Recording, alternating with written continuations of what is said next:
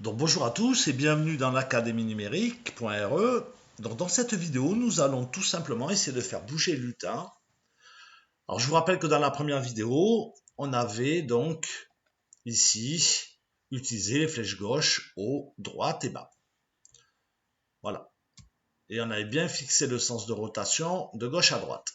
Donc le but maintenant, c'est de simuler un petit peu, regardez, il ne bouge pas en fait ici, il a toujours la même démarche, de stimuler vraiment une marche.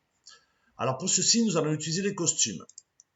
Premier, deuxième, troisième et quatrième. Et ces costumes, en fait, vont nous simuler tout simplement une marche. Alors allons-y. Donc on va rétrécir la fenêtre ici. Voilà. Donc on va utiliser ce qu'on appelle un bloc. Donc on va créer un bloc qui va s'appeler marcher. Voilà. Et dans un premier temps, on va ajouter une distance. Donc, en paramètres. J'appuie sur OK et j'ai mon premier bloc. Alors, maintenant, je prends le bloc ici. Voilà. Et je le mets en dessous de flèche gauche.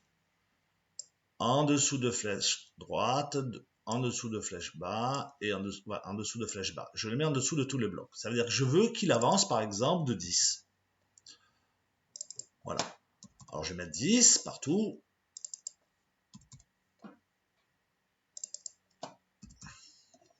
Voilà. Donc, je veux qu'il avance de 10. Alors, qu'est-ce que je vais faire? On va utiliser la notion des costumes. Donc, d'abord, je vais basculer sur le costume 1. Voilà. Et comme je lui ai demandé d'avancer de 10, ben je vais lui dire maintenant, je vais aller dans mouvement, excusez-moi, voilà. Je vais le faire avancer du quart de 10, alors, de la distance divisée par 4. Alors, excusez-moi, on va remettre l'opérateur ici, et la distance, là. Et je vais diviser par 4. Pourquoi? On va voir après ce que ça donne. Je duplique maintenant les deux lignes. Une fois, deux fois et trois fois. Donc, pourquoi j'ai fait ça? Il va basculer sur le costume 1. Si je dis d'avancer de, par exemple, de 8, eh bien, il va avancer de 8 divisé par 4, c'est-à-dire 2. Et après, il va basculer sur le costume 2. Il va avancer de 8 divisé par 4, avancer sur 3. Et je refais pareil pour les 4 costumes. Ça veut dire que, par exemple, si je lui avais dit d'avancer de 8, il est sur le costume 1, il va avancer de 8 divisé par 4, c'est-à-dire 2 mètres, 2 pixels. Il va basculer sur le costume 2, il va avancer de 2 mètres. Sur le costume 3, il avance de 2 mètres. On va tester maintenant ce que ça donne.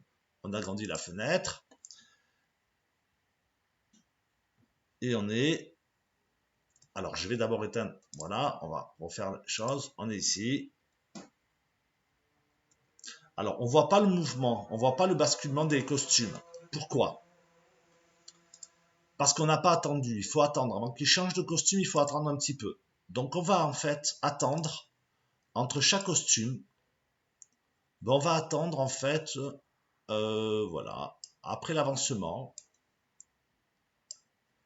Je vais le faire attendre de la moitié d'une seconde, c'est-à-dire 0,5.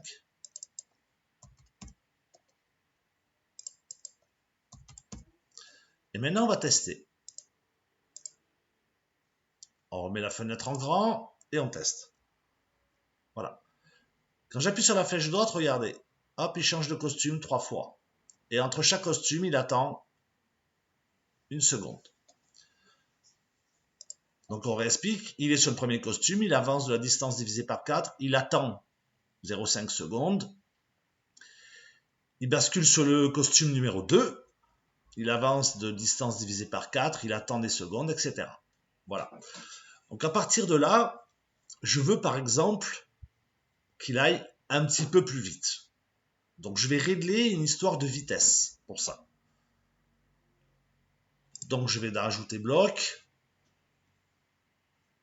Je vais dans ici, marcher, clic droit de souris, éditer. Et là, je vais rajouter, dans options, je vais rajouter vitesse. Vitesse. Voilà.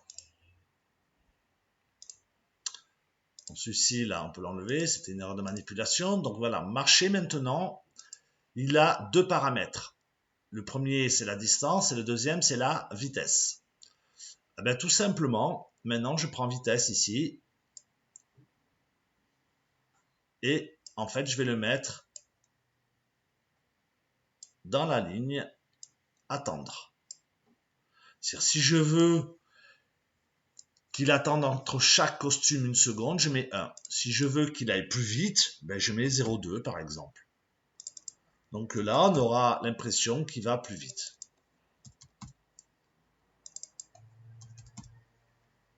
Voilà, on va le tester en mettant la fenêtre en grand. J'arrête le script, je recommence. Voilà, il va un petit peu plus vite. Si j'avais voulu qu'il aille encore plus vite, eh bien, je mettais une vitesse à 0,1. Voilà, 0,1. Donc il va attendre un dixième de seconde. On reteste. Voilà, il va plus vite, beaucoup plus vite. Donc maintenant, vous avez appris à faire marcher le bonhomme. Voilà, le petit picot, en utilisant les costumes et les commandes. Donc on va récapituler un petit peu. On a d'abord défini un bloc dans lequel on a défini deux variables, distance et vitesse. Il bascule sur le premier costume. Il va attendre le quart de la distance. Il va avancer d'une distance divisée par 4, puisqu'on a 4 costumes. Après, il va attendre. Donc, si on décide d'attendre une seconde, eh bien, on enverra ici le paramètre 1. Donc, il va attendre, par exemple, ici, 0,1 seconde. Basculer sur le costume 2. Il va avancer à attendre un dixième de seconde, etc. Voilà, c'est ce qui permet de le faire avancer en simulant des costumes.